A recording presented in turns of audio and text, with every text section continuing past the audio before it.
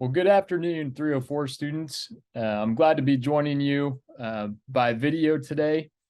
Know that I'm there with you in spirit, and my recovery has been going well. I want to thank everybody who's reached out with your notes and well wishes. I'm looking forward to seeing you all again soon in the halls of Stopper Flint. So today we're going to be talking about feature writing, which I think is one of the more fun topics when it comes to news writing, because there's a lot of room for creativity with feature writing. And today we're going to look at some of the different ways that you could come up with ideas for feature stories, how to structure feature stories, and then best tips and practices for approaching the writing and editing process. So let's take a look at a couple of recent articles that were really focused on the coverage of the World Series.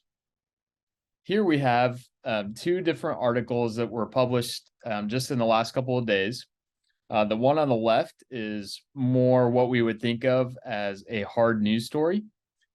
So more focused on communicating the facts and really sharing the news about the Astros winning the World Series.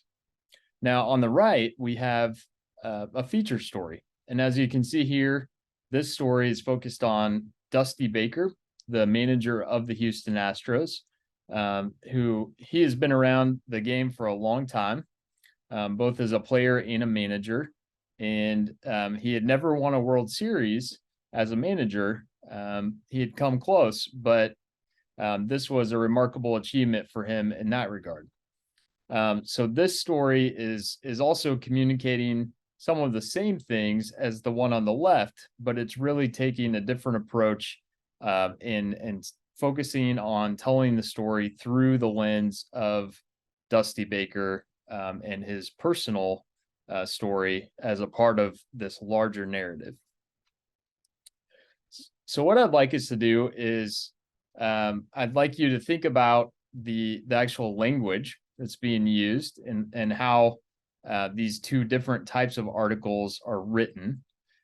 So be thinking here about how this article is how it presents the information in a very different way from what we see in the feature article on Dusty Baker. So what I'd like you to do is to actually spend a couple of minutes here reading through the writing here and individually take a couple of minutes to notice what you can about how this writing is presented. And I want you to notice what the differences are between this hard news article on the left and this feature article on Dusty Baker included here on the right. And then as soon as you've had a couple minutes to read through it and notice a few things, turn to a partner and then share a couple of things that you noticed about the differences here between these two articles.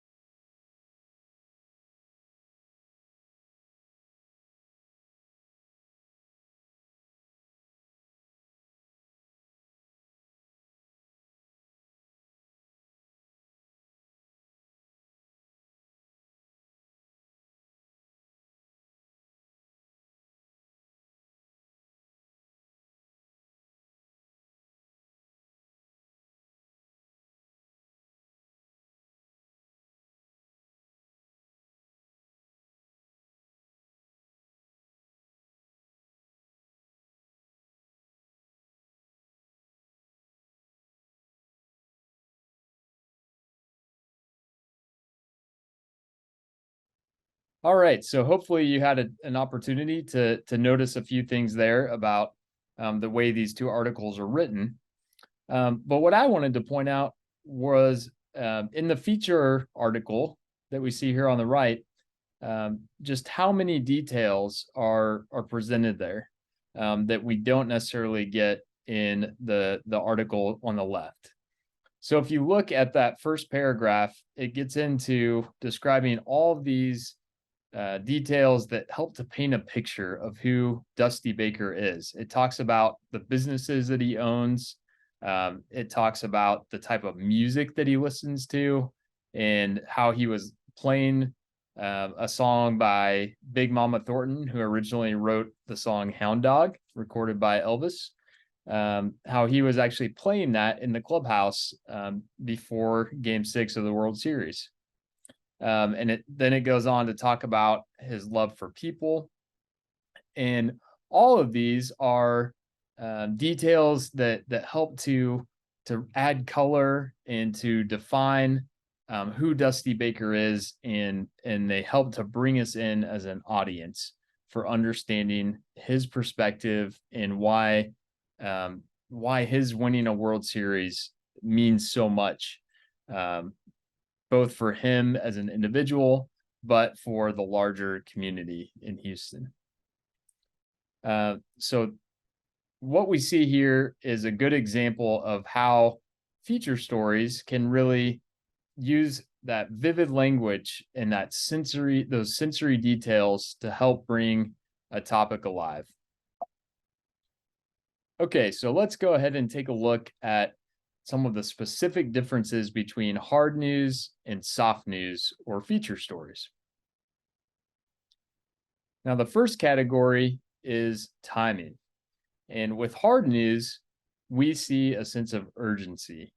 If you're a media outlet or a reporter, you are concerned, if you're reporting hard news, with getting out in front of the other media organizations and reporters that you're up against. You want to be first on the scene. You want to break that story. And so there's a real sense of urgency, and there's a concern with communicating the most important information.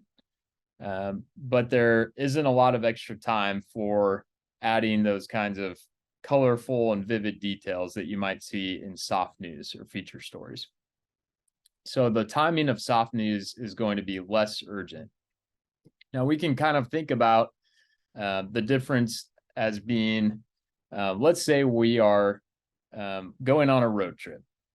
So hard news would be the equivalent of getting on the interstate highway. It's going to take us from point A to point B really quickly. And that's just our main goal, is to get there as fast as we can. But soft news, on the other hand, is going to be like a scenic by route that we take, where we want to get to our destination, but it doesn't really matter that we get there quite as quickly. So we might pull over along the way to look at some of the sites, to talk to some of the people. And really, we're most concerned with just finding the most interesting path along the way, and taking note of the details and the observations that we come across. Now, the second category is going to be the form. So when we look at the form of hard news, of course, you should remember that we want to be focused on the inverted pyramid. But when it comes to feature stories, it's actually okay to use different forms. And that's where that sense of creativity can really come into play. We can think differently about the actual structure of what we're writing. Now, the third category concerns the lead. So in hard news, we're going to have that direct lead. We want to get out front and begin with that information that is going to tell the reader the most important details. Whereas in a feature story, there's going to be a delayed lead.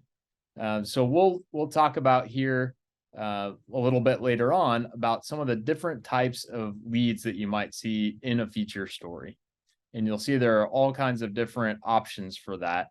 And so sometimes it is about starting off with the most interesting or engaging type of lead, and then getting more into the brass tacks of the story or the topic that we're covering. And overall, the purpose of hard news is to inform our audience and readers. But in the case of feature stories, the purpose is all about explaining, or it could be to entertain or enlighten our audience. It really is a chance to dive in further and to go more in depth in examining a particular topic. The focus of hard news is really all about incidents and events, things that are specific things that are happening that we want to report the facts on. When it comes to feature stories, however, features are typically focused on people. Sometimes they can be focused on covering certain issues or trends, but most of the time it's going to be reported through the lens of talking about individual or groups of people. So think about the primary role that people play anytime you're thinking about a feature story. And then questions to answer or to provide as part of your reporting and writing. With hard news, of course, we want to remember to include our 5 W's and 1 H. With feature stories, the same is true. The 5 W's and 1 H are still important, so those still need to be a part of it. But in addition to that, that's where we're really bringing in those sensory details. So the 5 senses, and thinking about how you can use those really rich and vivid descriptions to paint a picture and to bring your audience into a particular place or an environment, or to convey certain details that really help to bring your subject matter alive. So those are some of the main differences. And now let's talk about a few of the different types of features that you might come across. So one of the most popular types of feature stories is a profile feature, which you all should have familiarity with from the work we've done in this class. But here's an example of a profile feature that was in the New York Times Magazine earlier this fall. And one of my favorite musicians is Willie Nelson. He's been around forever. He is approaching 90 years old, but just has this fascinating life story. And this piece in the New York Times dug into what it's like to be at a Willie Nelson concert. And also they talked about this latest chapter in his life, which has been, as they describe it, a creative burst, where he is thinking about his music and approaching it in a whole new way. So that's kind of fascinating. But what the writer did here with this piece is they really wanted to bring you in to give you a sense of what it feels like to be at a Willie Nelson concert. And so you can see from the language that's used here that it's really helping to paint that picture. So it says, when you take your seat at one of his concerts, you know the scene that will unfold. A small man with a bandana and braids will amble on stage, strap on a scuffled nylon string guitar, and launch into a famous chorus. Whiskey River, take my mind. Don't let her memory torture me. Whiskey River, don't run dry. You're all I've got. Take care of me. And so those kinds of rich details and including those specific lyrics really helps to paint that picture for us, to bring us into understanding and feeling what it's like to actually be there at one of his concerts.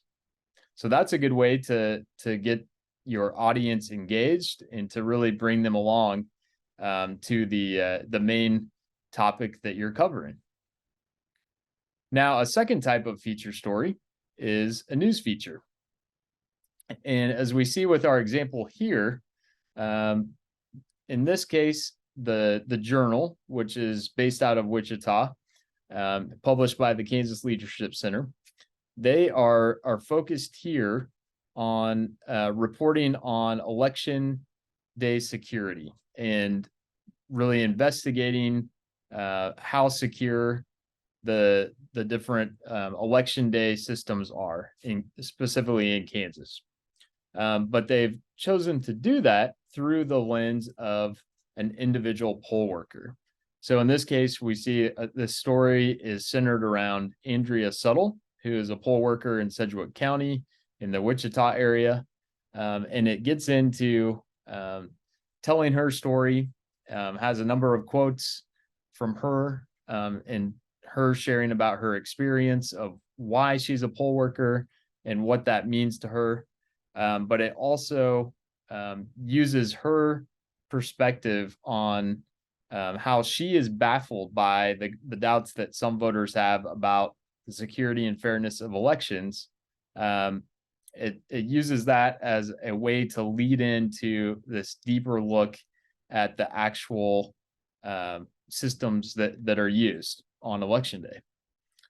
So this is a good example of a news feature because it's something that is timely and it relates to the kind of the harder news articles that you'll see reflected in the media at this time, but it is taking a little different approach because it's focusing on that individual person. Okay, another type of popular category for feature stories is a human interest feature. And so here we have an example of a couple. They're from the UK and they bought this ambulance on eBay.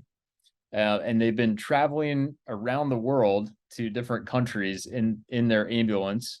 And they're trying to set the Guinness World Record for the longest journey in an ambulance. So kind of funny, humorous, amusing story that we see here. And oftentimes, a human interest feature will focus on telling the story of ordinary people who have either experienced something that's unusual, or they have done something that is extraordinary, or just offbeat, or something that you don't hear about every day. And so that is what we're talking about when we say human interest. It's usually people that we can relate to in some ways, but something sets them apart as far as their experience or just interesting things about them. Another type of feature story is a cultural feature.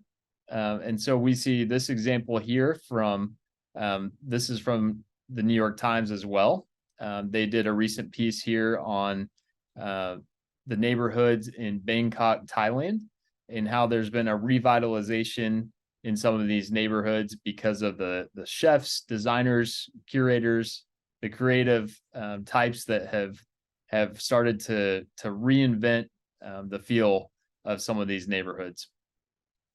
And a cultural feature, in this case, refers to a different culture, to the culture in these specific neighborhoods in Bangkok. But culture can mean a lot of different things. So think about how we have defined the different demographic categories, but also our psychographic categories. And all of those things can factor into describing culture in different ways. So think about culture in a much broader aspect than just reflecting what's going on in a particular country. A couple of other examples of types of features. So we will often see trend features, things that are trending or that people are really talking about a lot. That would be something like what we see here with the popularity of cryptocurrency. And so this article from CNBC is looking at the pros and cons of owning cryptocurrency in your 401k plan. Another type of popular feature is the how-to feature. So this would be kind of similar to what we think of with a tutorial, but you will sometimes see these step-by-step guides that are offering advice or practical steps on how to accomplish something. And so we see that here with our example on how to upgrade the RAM in your laptop. And the important thing with that is you just want to make it either broad enough to where it's going to appeal to enough people to be read, or if it is targeted at more of a niche audience, then that's fine. But again, it's important to understand who the overall audience is for that piece. Other types of features include in-depth features and investigative features. Now, with in-depth features, oftentimes that will be covering a topic that is a little more controversial. And so when Roe v. Wade was overturned this past summer, we saw the initial headlines and the breaking news about that. But in this example from KCUR, this feature story actually gets into the specifics of what that ruling means for abortion in Kansas. And so features can be a good way to help the audience understand the ins and outs of a more complicated issue, where there might be a lot of layers to cover. There's usually more space and time to be able to go into all the different details of a particular topic. Investigative features are going to be where reporters and media outlets are again really diving in to find out all of the details and the lesser known parts of a particular topic, and really bringing those into the spotlight. A travelogue, we're probably pretty familiar with this piece.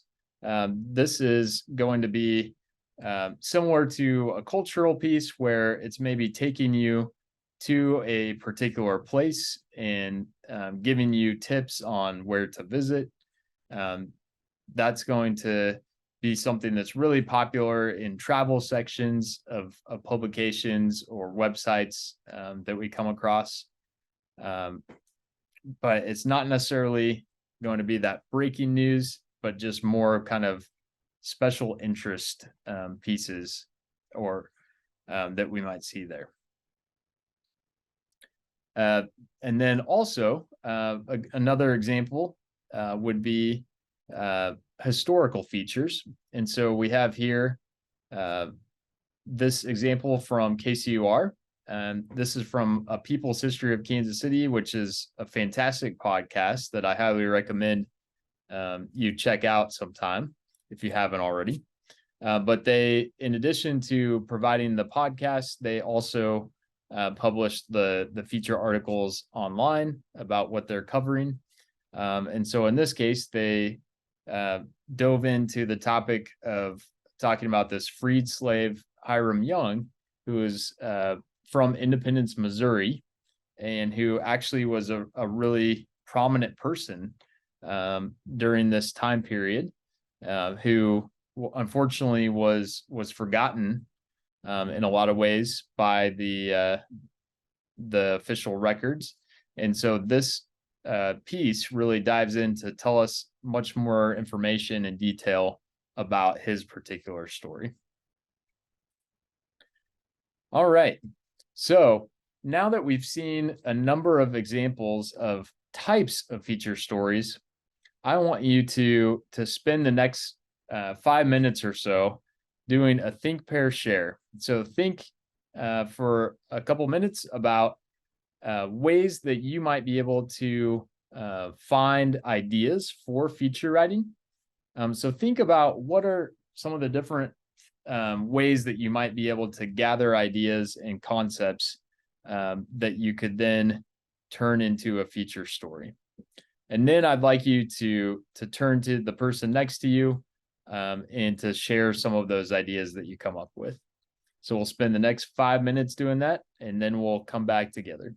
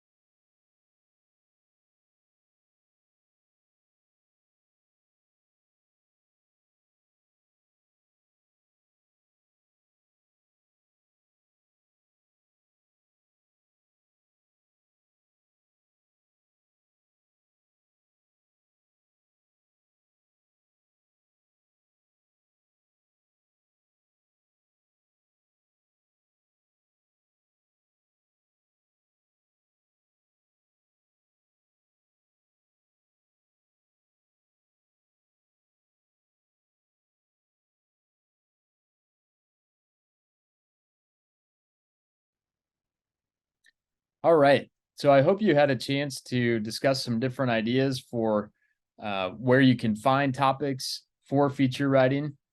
And let's look at some different tips for how you might be able to approach that. So this is really where we're in the idea development phase. Observation is so important when it comes to feature writing. So we want to be really noticing the world around us and noticing what it is that people are talking about, and what topics are being covered in the news and what topics may be undercovered, because that could really be an opportunity for us. So it's important to record your ideas and things you notice. However you want to do that, if you have, say, a story bank, could be a Google Doc, could be a notepad, just some place to keep track of those ideas and those things that you're noticing that could just be a kernel of an idea that might turn into a larger feature story. So you really want to think about the context of whatever field it is that you're covering, and you want to do all that you can to learn about how that particular field works. So learning about the key people, the organizations that are a part of that field is really important.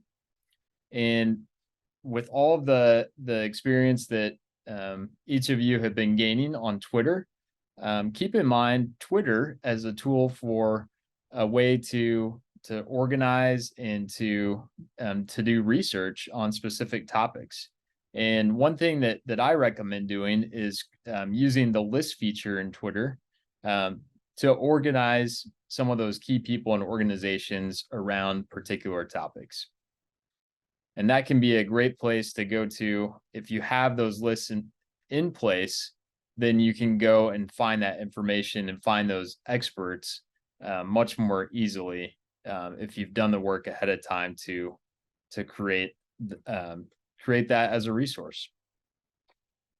And then also do your research. So ask people what they want explained and what questions they would like answered. What are the things that people are thinking about, and how could a feature story really help to meet their needs in an everyday context? Some other ideas: find a place or an area that you can observe. So sometimes this is just selecting a place in the town you live in. If you're reporting here at KU, find a place on campus that you could go to and observe what's happening. What do you notice about the way that people are interacting there? Are there things that are happening that you could jot down and make note of that might lead to an interesting feature? Window shopping. So this is a fun thing to do, and a fun way to really gather ideas for thinking about what kind of items might be featured as part of a story. So thinking about what you see in the windows, what types of products are being featured, that can really help to spur those ideas for a potential feature story. Being observant of people's hairstyles, the jewelry that they're wearing, writing utensils that they might be using, and then technology. These are just a few examples of the kind of everyday items that people have with them. But really paying attention to those details might be a way to pick up on something or observe an important trend that you could turn into a feature story.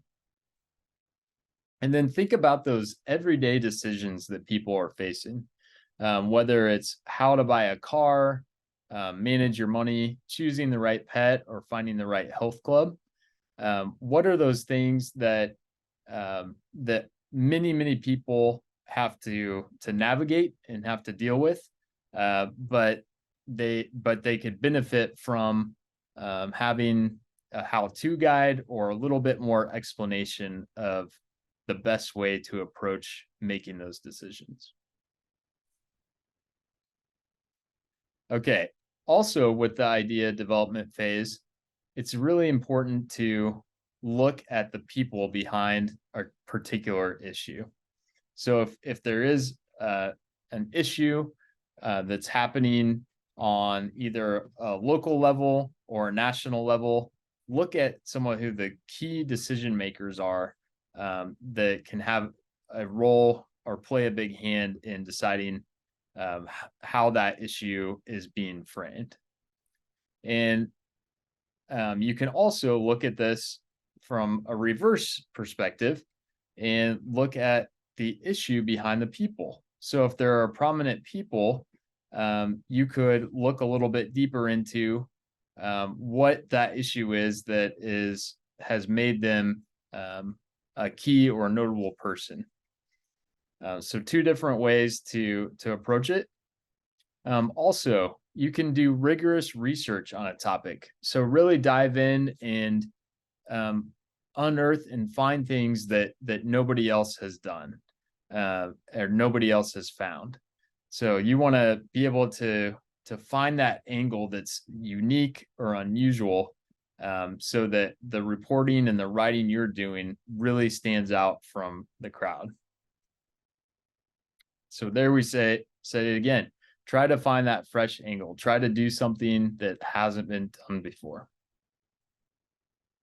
So now, if we have collected our ideas, and let's say we've come up with a great idea, then we can start moving into the reporting phase.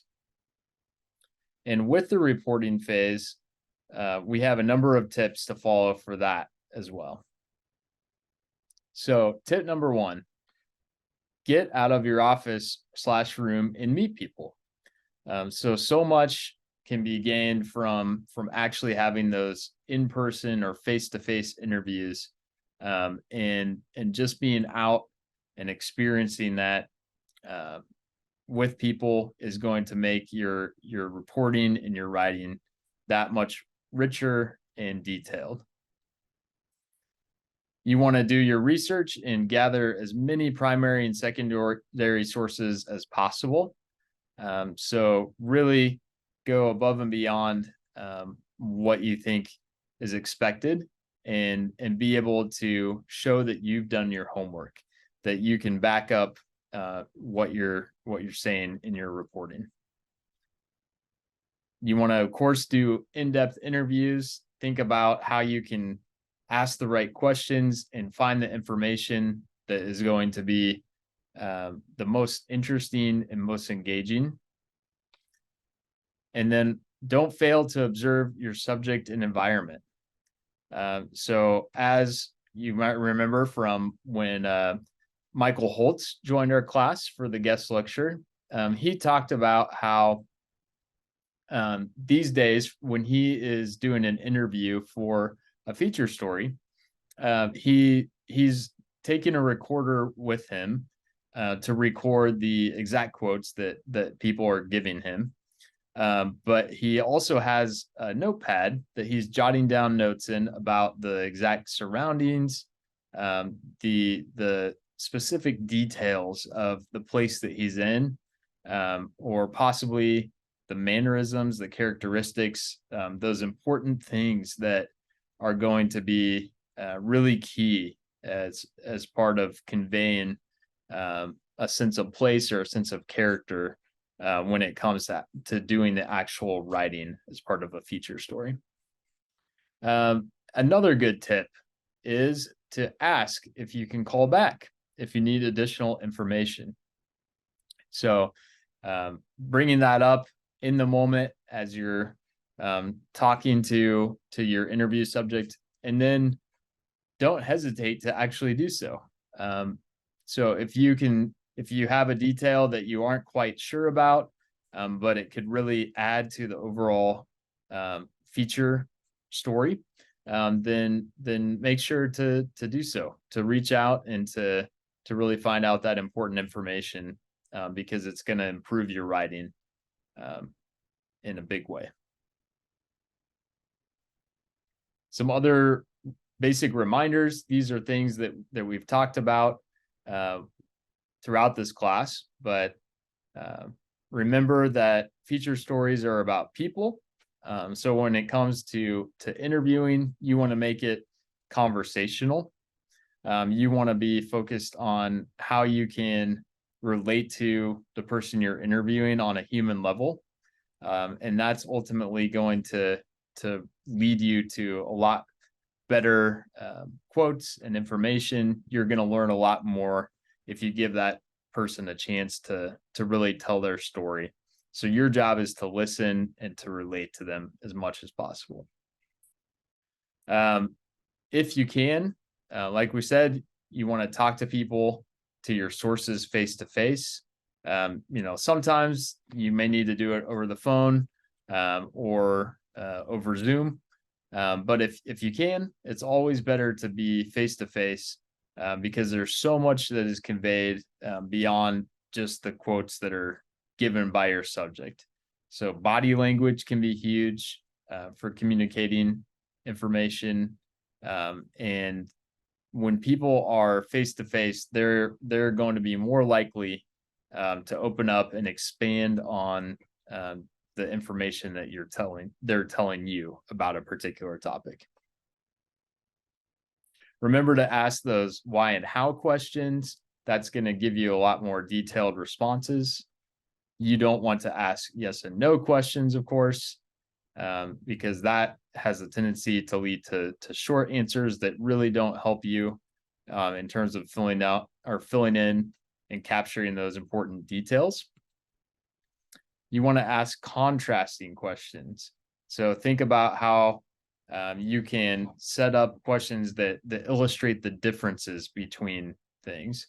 That can really open the door to people giving you really solid and interesting responses. And then ask follow-up questions and things that come to mind. So let it be that conversational tone. Make sure that you are not sticking so much to your script that you are missing the opportunity to really ask good questions that you may not have known to ask before the interview.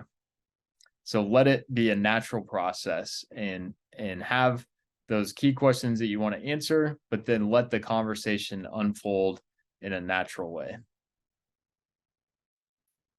All right, now let's talk about some of the different structures of news features.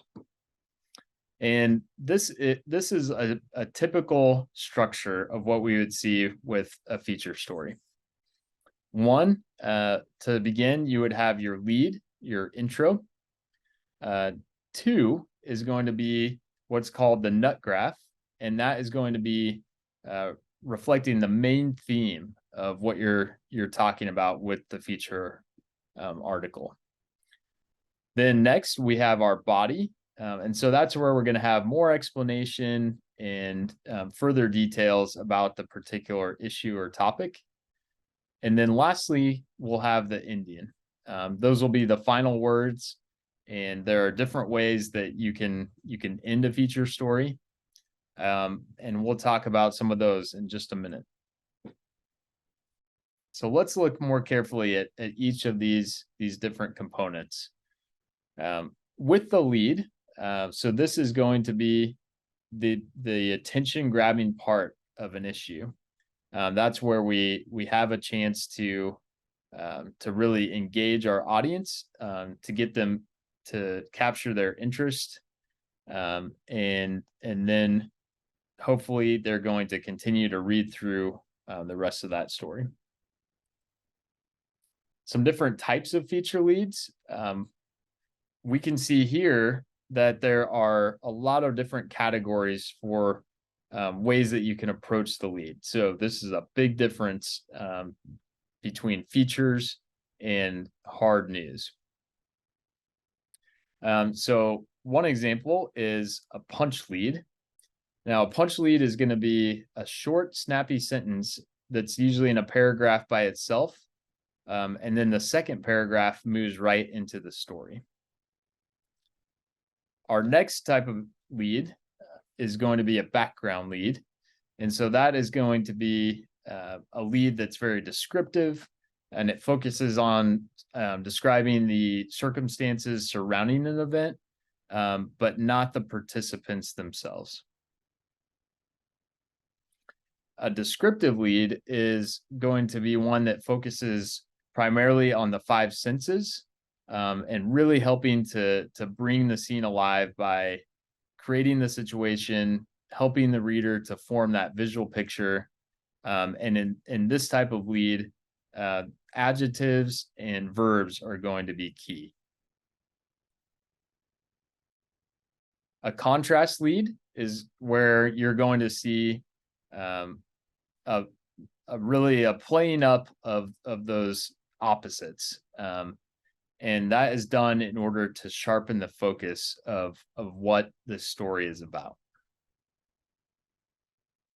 Another type of feature lead is allusion, and that's where we see a writer using knowledge about literature or history or mythology, or relating it to using those and then relating it to current events. If the content or the piece that's being alluded to is fairly common knowledge, then that might work. But we do have to be careful with this type of feature lead, that some in our audience may not understand the thing that we're alluding to. The next type of feature lead is parody, and that refers to when we're relating a particular situation to a specific song, a poem, a quotation, a book, or a movie. And we're really offering a parallel to that item, and comparing that to the situation. Our next type of feature lead is suspended interest. And so this is where the writer is really focused on building suspense and intrigue. And sometimes this can look like several paragraphs before you get to the actual story. Next, we have an anecdote lead. And so this is where a story is told that is going to be relevant to the main issue of the article. But it begins with more of that short story format. Okay, and then there are three here, three types of feature leads that we only want to use in rare situations. So these would be a direct quote. This is only okay to use when it's just an unbelievably good quote. But for the most part, we want to avoid that. A question lead would be another thing that we want to avoid most of the time, unless it directly addresses the issue. And then a direct address is going to be when a writer uses the word you. So an example would be like, you should all remember to mark your calendars for Saturday night. But again, this should be used sparingly. So primarily, we're going to see our feature leads focus on these other main categories. And then as a general guideline, we want to write somewhere between 2 to 4 paragraphs for the intro to our feature story. Okay, so the second part of the structure for our features that we would typically see is the nut graph. And that's going to be where we convey what the main theme or what the story is about. This is where we give the audience a sense of why they should care in the first place. Structurally, most nut graphs are a single paragraph. And oftentimes it's going to be followed by either a brief comment from an expert, or it could be a brief summary of significant facts and figures. All right, so let's look at an example and see if you can identify the nut graph. Going back to our Dusty Baker article from the beginning, And we have 3 paragraphs here. And take a minute to read through this and see if you can select which one is the nut graph.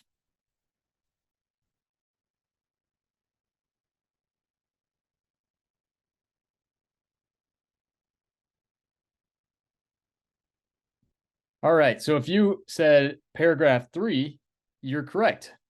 This is the nut graph. So we see we have the first 2 paragraphs are providing details. We have a colorful quote from Baker there in the second paragraph. And then the third paragraph is the nut graph. That's where we find out why this story matters and things start to come together. And it's also a story that's bigger than him, right? It talks about all those people that Dusty has come into contact with throughout his career. Okay, so moving on to the next section in our structure, and that would be the body.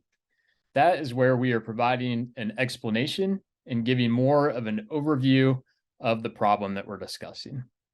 And a common structure or way to approach this would be to first zoom in on an individual person or incident. That's where you can hook the reader's interest and really get them engaged in the story that you're telling. From there, you might zoom out to give a bigger and broader picture. So going back to that idea of the overview, and then bring it back in. So you want to zoom in on that individual person or incident and keep that reader interest going. And then you go back to the bigger and broader picture.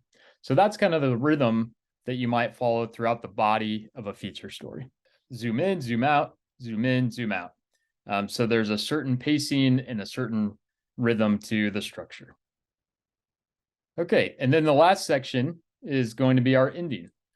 These will be the last words, and this is really the place where you begin to wrap up the whole story.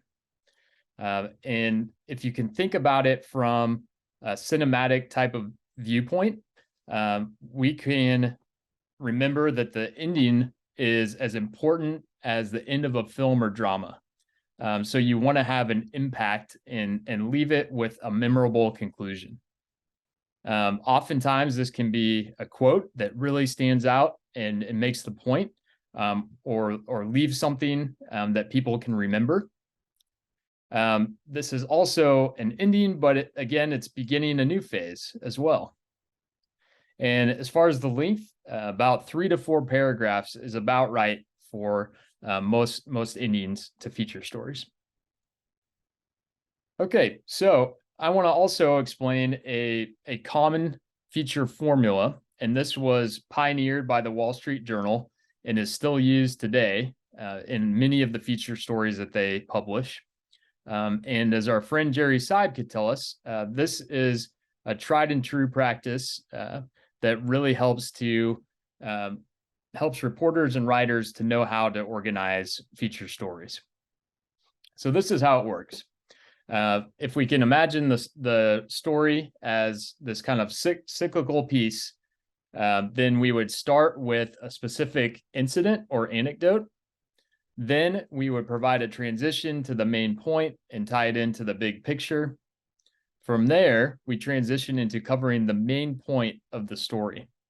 And then lastly, our ending is going to be, again, bringing it in to focus on an incident or anecdote that ties it back in with the lead. And so you can see how it comes full circle as part of the Wall Street Journal feature formula. So as an example from the Wall Street Journal, let's take a look at a feature piece that was published just a couple of days ago. So this article, which I accessed through the KU libraries with ProQuest, and just FYI, you can also access any articles published by the Wall Street Journal with the KU library programs that we have.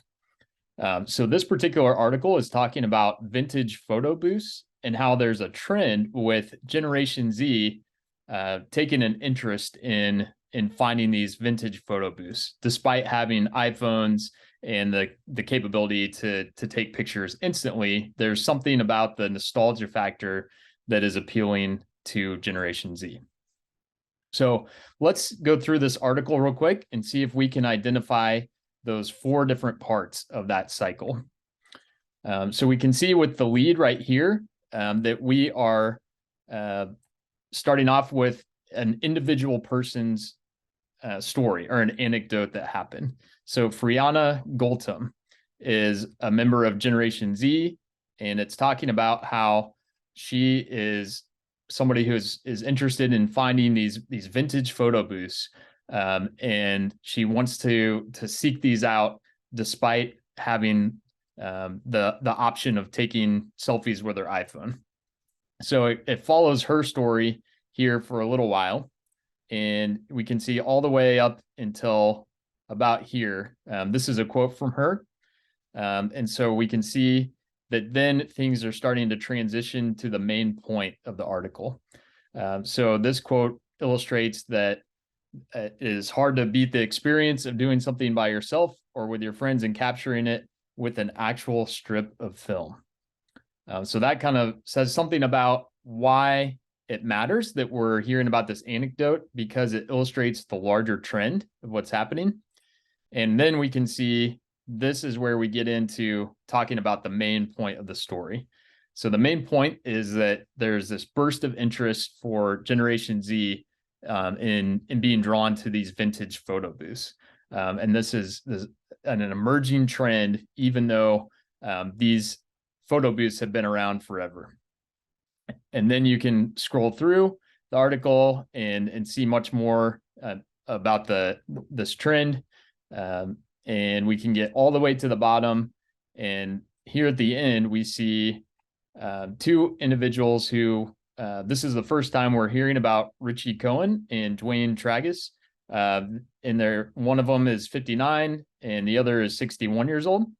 But it is basically comparing them and their experience growing up in the 1980s, and mentioning how there was a sense of nostalgia then where they were always looking back to the 50s and 60s. So about that 20 to 30 year difference where they were looking back, which is exactly the same as we see with Generation Z looking back to the vintage photo booths, which were last popular in the 90s. And so you can see, even though these are two new people that we're just hearing about for the first time at the end, this anecdote helps tie it back together into the original lead that we saw here. So you can kind of see how it all works together in that cyclical format. And that's the same formula that you'll find in many feature articles written by the Wall Street Journal. So our next phase of the process is the writing phase. So at this point, we've gathered all of our information. We hopefully have a great selection of quotes we can use. We've done a lot of research, both in our primary research and with our secondary research. And so here are some of the tips that we want to follow. As we said before, you want to make sure to write down and record those observations that you made about those sensory details and those colors. So get that down before you forget anything, because those are going to be important to include. And so then you want to start by outlining. So approach it from the structure that we looked at and start to piece together the framework of what you're going to include as part of this story. Then you can go through the content that you have and pull out the most interesting materials, the details, select those best quotes and the numbers that you have, and then you can either rank them or just organize them in a way that you think makes sense, so that you can have a bit of hierarchy to start laying out the story. And then you want to look for at least 4 or 5 quotes that might be able to fit into the different sections. So the intro, the expert's comment, the body, and then the ending. And it may be that, as we said before, you may need to go back and get a follow-up quote, and that's okay to do. But this is really that phase where we're looking at our inventory of material and organizing it in the best way. Also, you want to make sure to follow the structural elements, such as including the nut graph and the body, that's really where you want to start. And so even though the intro and the ending are going to be important, those should come secondarily in your process. You also want to make sure that you're not including too many numbers in a paragraph. A good rule of thumb is to not include more than 2. You also want to make those numbers easy to remember. And as with any good writing, you want to have smooth transitions, and it's a good idea to read out loud what you write. So see how it actually sounds when you say it out loud. And then our last phase is going to be the editing phase. And some tips for that phase are going to be that you should let your story sleep for a while. So once you've written it, then go ahead and step away from it for a while and give it a little bit of time to sit with it, and then come back to it at a later time to see how it feels and see if there's anything that hits you differently. You want to, of course, read through your draft and then make any edits or revisions. You want to take a critical eye to your own writing, and it could be helpful as well to show it to your friends or your colleagues. Of course, we want to remember not to commit any journalism sins. So even though we've got this kind of more of a free form approach and we've got more creativity, we still want to stick to those essential rules of journalism. And then lastly, try to cooperate with your editor. That's going to be the first real reader who's going to give you feedback and some good suggestions about how to improve and tighten up your story. So those are the main tips to follow. And at this point, hopefully you have a good feel for the characteristics of feature stories. And I would encourage you to think about how you can apply these different rules and techniques for when you're working on your final project. Thanks for listening and participating today. And hope you guys have a great rest of your day. And I look forward to seeing you soon.